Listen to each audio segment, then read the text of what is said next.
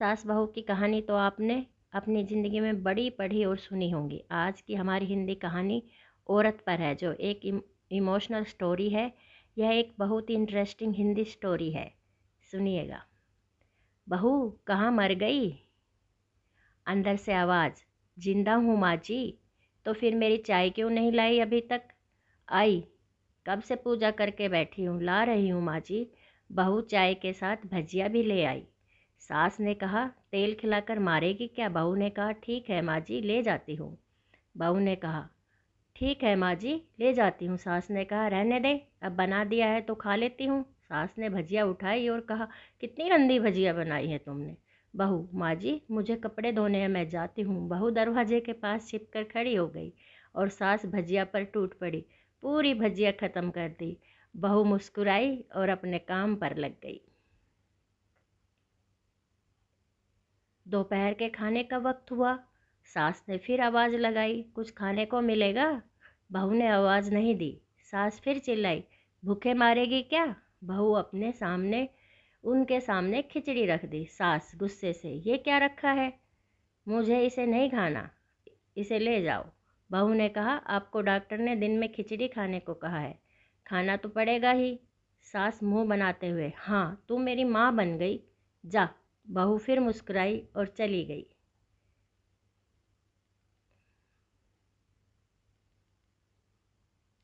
आज इनके घर में पूजा है थी।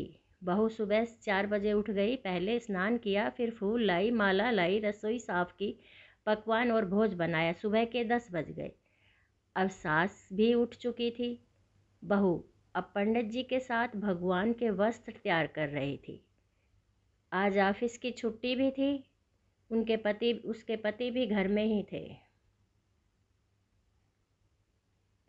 पूजा शुरू हुई। सास चिल्लाती, बहू ने ये नहीं है तो वह नहीं है। बहू दौड़ी दौड़ी आती, सब करती। अब दोपहर के 3 बज गए थे। आरती की तैयारी चल रही थी। पंडित जी ने सबको आरती के लिए बुलाया और सबको हाथों में थाली दी। हाथों में जैसे ही बहू ने थाली पकड़ी, थाली हाथों से गिर पड़ी। शायद भोज बनाते हुए बहू के हाथ में तेल लगा था, जिसे वो पोंछना भूल गई थी।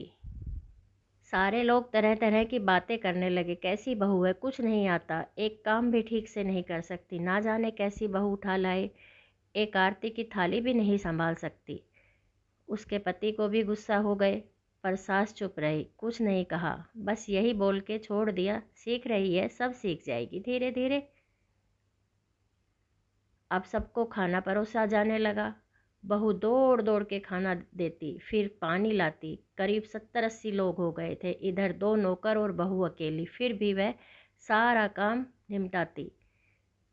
अब उसकी सास और कुछ आस पड़ोस के लोग खाने पर बैठे। बहू ने खाना परोसना शुरू किया। सबको खाना दे दिया गया। जैसे ही पहला निवाला सास ने खाया, तुमने नमक नहीं डाला क्या? एक काम ठीक से नहीं करती, पता नहीं मेरे बाद कैसे संभालेगी। आस पड़ोस के वालों को देखो। रात में जगराते का कार्यक्रम रखा गया। बहू भी 1-2 गीत गाने के लिए स्टेज पर चढ़ी। सास जोर से चिल्लाई, मेरी नाक मत कटवा देना, गाना नहीं आता तो मत गाना, वापस आ जा। बहू मुस्कुराई और गाना गाने लगी। सबने उसके गाने की तारीफ की, पर सास मुंह फुलाते हुए बोली, इससे अच्छा तो मैं गाती थी जवानी में, तुझे तो कुछ भी नहीं आता। बहू मुस्कुराई और चली गई। अब रात का खाना खिलाया जा रहा था। उसके पति के ऑफिस के दोस्त साइड में ड्रिंक करने लगे। उसका पति चिल्लाता, थोड़ा बर्फ़ लाओ, तो सास चिल्लाती, अरे यहाँ दाल नहीं है। फिर चिल्लाता, कोल्ड ड्रिंक नहीं है, पापड़ ले आओ। इधर उधर, आखिर में उसके पति की शराब गिर पड़ी। उससे एक दोस्त पर बोलते हुए टूट पड़ा। पत्नी को 2 झापड़ लगा दिए। पत्नी को लगाते हुए कहता है, जाहिल कहीं की, देख कर नहीं कर सकती, तुझे इतना काम भी नहीं आता। सारे लोग देखने लगे। उसकी पत्नी रोते हुए कमरे में की तरफ दौड़ी। फिर उसके दोस्त ने कहा, क्या यार, पूरा मूड ख़राब कर दिया, और यहाँ नहीं बुलाया होता तो हम कहीं और पार्टी कर लेते। कैसी अनपढ़ गंवार बीवी है तुम्हारी। अब आस पड़ोस की औरतों को और बहाना ही क्या चाहिए था। वो कहने लगी, देखो क्या कर दिया तुम्हारी बहू ने, कोई काम की नहीं है। मैं तो कहती हूँ अपने बेटे की दूसरी शादी कर लो, छुटकारा पाओ इस गंवार से। सास उठी और अपने बेटे के पास जाकर उसे थप्पड़ मारा और कहा, और अरे नालायक, तूने मेरी बहू को तेरी इतनी हिम्मत, तेरी टांग तोड़ दूंगी। और उस बेटे के दोस्त को कुछ कहने ही वाली थी कि उसने माँ के घूरते हुए वहाँ से बिल्कुल चुपचाप निकल लिया। यहाँ दारू पीने आए हो, जबकि पता है आज घर में पूजा है। कैसे संस्कार दिए हैं तुम्हारे माता पिता ने। और किसने मेरी बहू की जाहिल बोला, जरा इधर आओ, चप्पल से मारूंगी अगर मेरी बहू को किसी ने एक शब्द भी कहा तो। और पापी, तूने उस लड़की को इसलिए मारा कि वो तेरी शराब गिर गई उससे। काम कर रही है ना, सुबह से नाश्ता किया है, दिन का खाना नहीं खाया है, फिर भी हंसते हुए सबके लिए काम कर ताने सुनते हुए घर के सारे काम में लगी है। तेरे यार दोस्तों को अच्छा नहीं लगा, जूते से मारूंगी तेरे दोस्तों को जो कभी उन्होंने ऐसा कहा। अपने यार दोस्तों चुपके से खिसक लिए। अब सास बहू के कमरे में गई और बहू के हाथ पकड़कर बाहर लाई, सबके सामने कहने लगी, था दूसरी बहू ले आना, जरा सामने तो आओ।